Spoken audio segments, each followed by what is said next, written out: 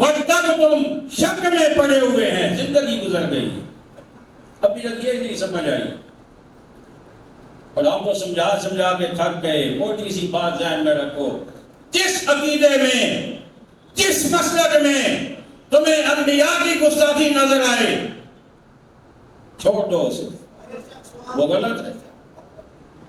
آقا علیہ السلام کی گستاخی نظر آئے، چھوڑ دو اسے۔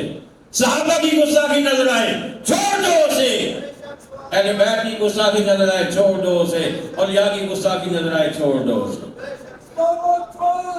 اور کیا سمجھنا چاہتے ہو؟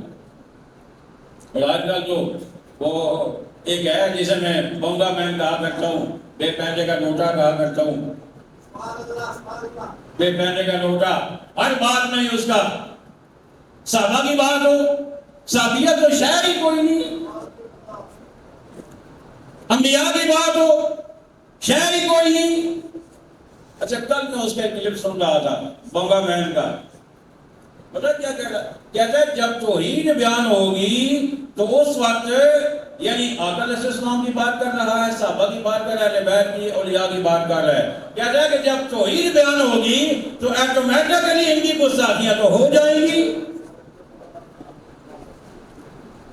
عجیب بات نہیں ہے؟